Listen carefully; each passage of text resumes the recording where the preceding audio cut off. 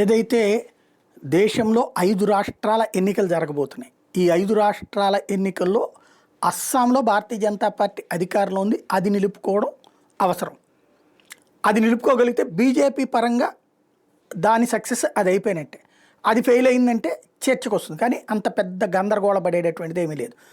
అయితే బెంగాల్ అత్యంత కీలకమైనటువంటిది. బెంగాల్ ఎలక్షన్ కూడా ఉంది. బెంగాల్లో అయితే ప్రస్తుతం ఇటు బీజేపీ 150 సీట్ల దాకా గెలుచుకుంటుందన్న సర్వేలు ఉన్నాయి. మమతా బెనర్జీ 218 దాకా గెలుచుకుంటుందన్న సర్వేలో ఉన్నాయి. కాబట్టి అక్కడ టగ్ ఆఫ్ వార్ నడుస్తుంది.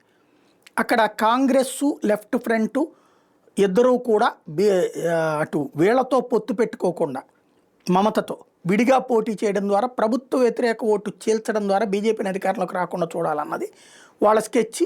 మమతా బెనర్జీకి పరోక్షంగా ఆ విధంగా సహకరిస్తున్నాయి. కాబట్టి అక్కడ బీజేపీ గెలుస్తుందా లేదా, బీజేపీ అక్కడ గెలిచిందంటే కనుక ఇక మిగతా అన్నీ పట్టించుకోనక్కర్లేదు. ఇక మూడోది వచ్చేటప్పటికి తమిళనాడు ఎలక్షన్స్. తమిళనాడులో విజయ్ తెచ్చే ఇంపాక్ట్. విజయ్ వచ్చాడు కొత్తగా, ముఖ్యమంత్రి పదవి కావాలంటున్నా టీవీకే తరపున.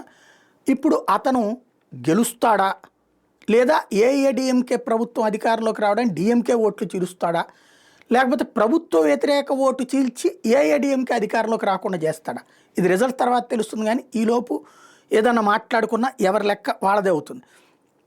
అలాగే కేరళలో కీలకమైనటువంటిది.